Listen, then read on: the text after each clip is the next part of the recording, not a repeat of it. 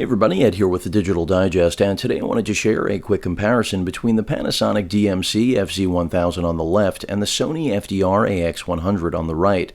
These are two very different products. The AX100 is a camcorder, the FZ1000 is a bridge-style mega-zoom point-and-shoot camera, but both share the same 1-inch 20-megapixel sensor and the ability to capture 4K video. Of course, that is what the AX100 is all about. It's a camcorder first. The FZ1000 is a bridge-style camera, mega zoom as I mentioned, which really is a hybrid that tries to offer you the best of both worlds, but it still is a still camera first. Now in terms of pricing, the FZ1000 is $899, recently hit the market, pretty much still out of stock everywhere. The AX100 was announced at CES and has been on the market for quite some time. Originally priced at $1999, it has dropped to $1799. And as I mentioned, because of basically each being a different type of camera, they have different strong suits.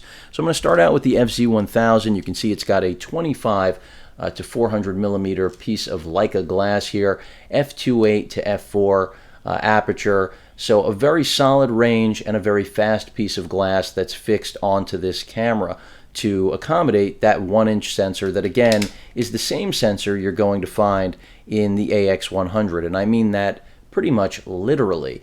You do have an OLED EVF as well as a 3-inch 921K LCD that can fully articulate. You have a comprehensive list of different controls and capabilities in terms of customizing all of the modes you could possibly want for various instances of shooting, 2 fully programmable modes as well as a wide variety of function buttons, a dedicated video recording button, your ability to zoom on the actual shutter button here on the toggle or on the lens itself. You can also use that lens ring for focus if you choose to do so.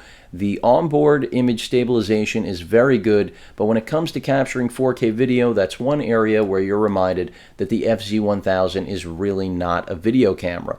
Also keep in mind that when it comes to video capability, even though this is capturing MP4 4K video at 100 megabits per second, which is a higher bit rate than the AX100, not only are you losing that image stabilization, that 5-axis, the full 5-axis stabilization that this camera boasts is not available in 4K video, but also that 25 to 400 35 millimeter equivalency is lost as well, and that's because the Panasonic, much like other cameras out there, goes for a direct readout on the 4K video that it captures, and that means that it cannot use the entire sensor. So there is a crop effect. So this 25 to 400 ends up being 37 to roughly 600 millimeters. So you are not going to get the benefit of the 25 millimeter wide angle that you will on the still side of things.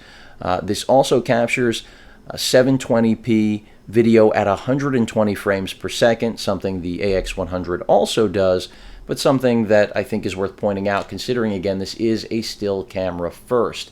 So the fact that it has 4K at a higher bit rate than the AX100, and basically whether or not you prefer the, I would say, overall 4K video capture performance of this to the AX100 comes down to your preference for colors and overall lens performance. The AX100 at, I said, suggested retail of $2,000, now $1,799, strictly a video camera. It is capable of taking stills as well, and it should be. By the way, both cameras do have Wi-Fi and NFC, but the AX100 is a video camera. You do not have limitations on recording time. Here you know, basically however large the SD card is and however large a battery you have is really going to be your only limitation when it comes to capturing 4K video. Also, the SD card, something I have not mentioned. You can see right here, you've got your bay for your SD card.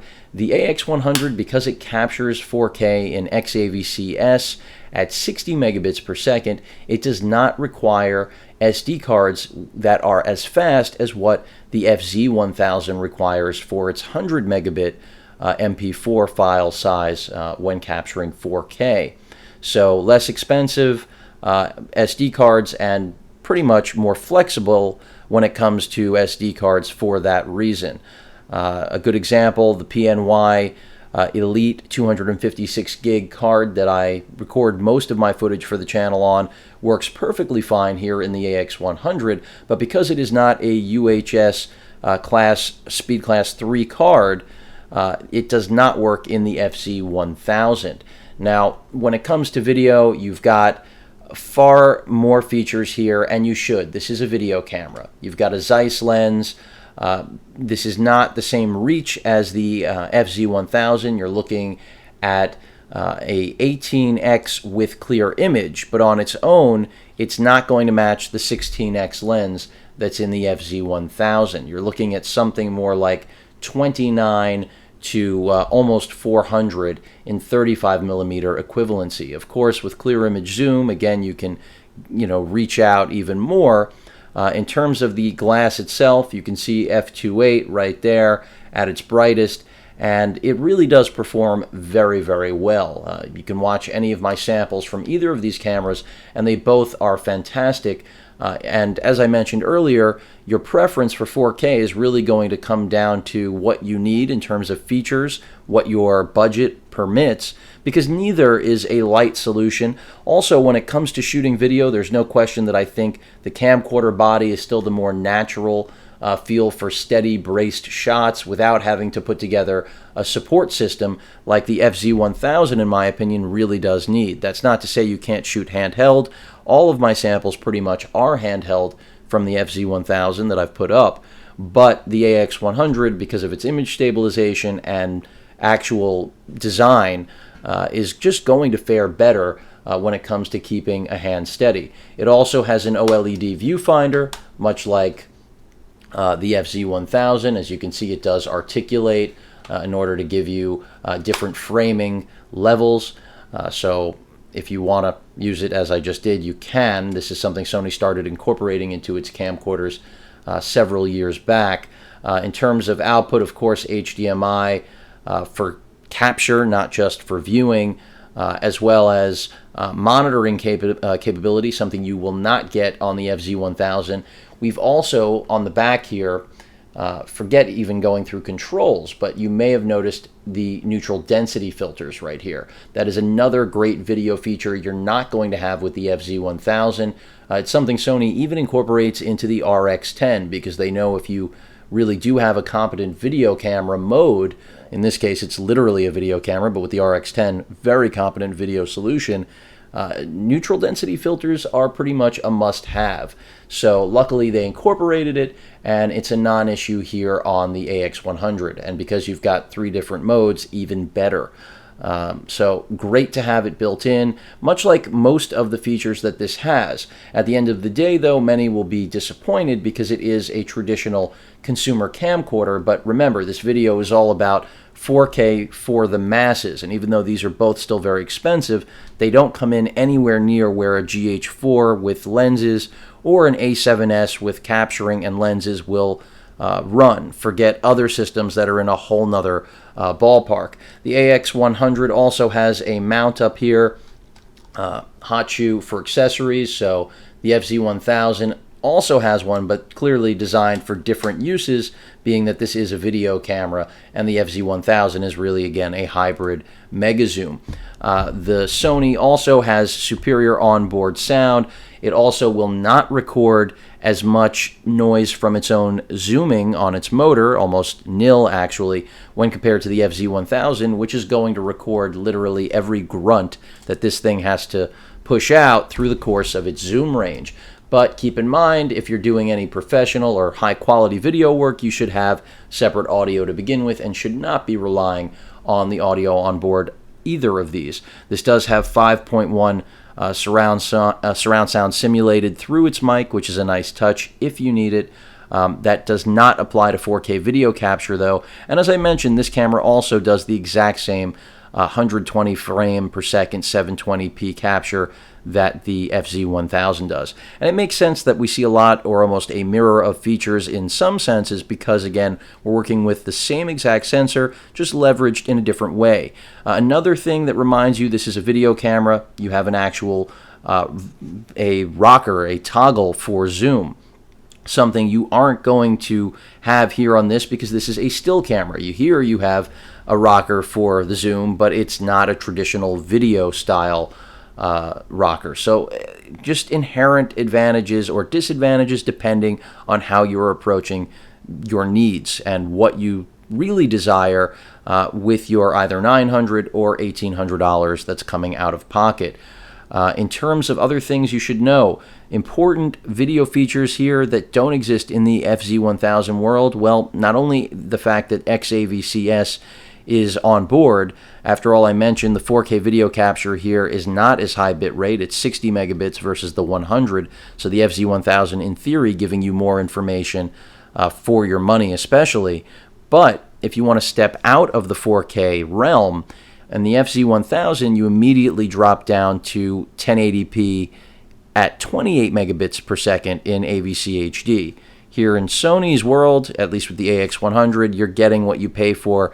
You have XAVCS at 50 megabits per second, so you do actually have higher quality 1080p if you don't require or need 4K, something the FZ1000 does not bring to the table. And many would argue that having 4K pretty much solves that problem, and I understand exactly where they're coming from. But there's no question if you're picking up a video camera, you want to have that capability. Another thing I want to point out is that this camcorder does have a touchscreen display. That is not something you have with the FZ1000. The FZ1000, even though it does have a great viewfinder and display, is going to force you, or you will have to rely on all of the physical buttons. Here, you're working with both physical buttons as well as the touchscreen. The AX100 could have a better display, in my opinion. I don't mean the way it looks, but I mean the touchscreen, but they do have to stick with resistive for weather purposes and all sorts of different reasons, and also just feasibility. So this is not a capacitive display, but rather a resistive one. It really does take a full press to get into each part of the menu. I do wish that Sony had gone with a different menu system, but considering again these are the only two feasible and economical, despite the high prices for both, in order to get 4K into your house, the ability to capture it for any consumer or pro alike, again, I'm willing to live with the menu that they've put together, despite the fact that Sony in every other arena, Cybershot and Alpha alike, has pretty much cleaned up and created no-nonsense menus. So it's surprising to still see this living on, which is something that the Handycam brand has been sporting for a very long time now. But it does work very well, as I mentioned, with clear image zoom. You can get up to 18x. All of the video features you expect are here. You're not missing anything. And whether you want the ring to control zoom or focus, you can designate that just like on the FZ1000. Quick access to pretty much everything you're going to need for manual controls. It's just arguably not the best conceived approach to manual controls depending on the user and their feedback. But great battery life, and as I mentioned before, you also do have the ability to take stills, and you can see right there is a dedicated photo button. And I will reemphasize that even though this isn't known for its still capability, it definitely can compete with the FZ1000, and that's because again it is working with the same sensor and a very good piece of Zeiss glass that isn't quite as fast as what's on the FZ1000, but it's very, very close.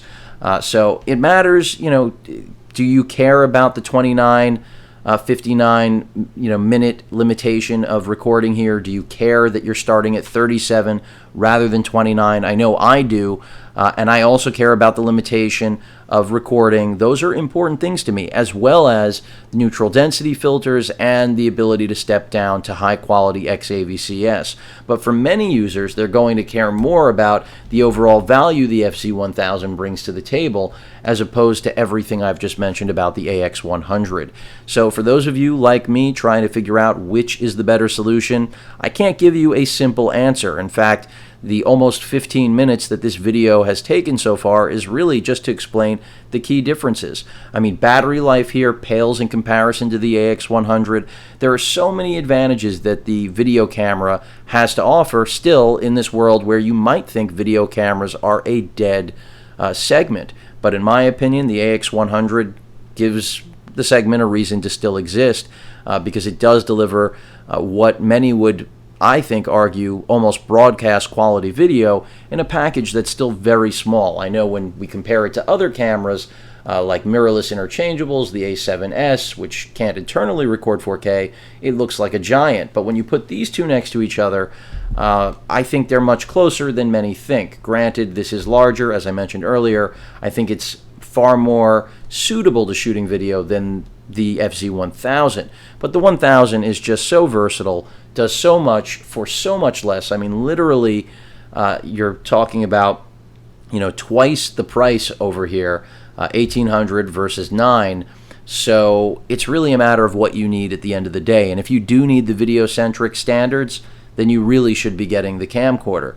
If you can live, as I mentioned before, with the small differences, they're not huge, but for some users they will be make or break, then the FZ1000 is easily the best option out there, not just for 4K, but is a mega zoom on its own, and then 4K is just a cherry on top of a sundae that is unlike any other in the marketplace right now. And the AX100 really has no competition in the form of a 4K camcorder that's affordable either. That's something to take note of, and that's what makes both of these so unique. So I can tell you that you'll be happy with the performance from either one of these. They both suffer from the same weaknesses when it comes to low light, as well as roll, if you're worried about that. But anyone who pans like this is going to get what they deserve. I mean, when I see tests of people showing the shutter roll by panning left and right ridiculously, we all know what's going to happen with a sensor like this. So it's a silly test. That's why I don't do them.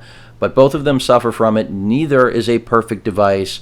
I've seen quite a few bugs with the AX100 in terms of it thinking the battery is present when it's not, but nothing that would make me not recommend it, especially since there's nothing to compete with it other than the FZ1000, which has its own share of different little issues. But again, both are pretty much sound out of the box.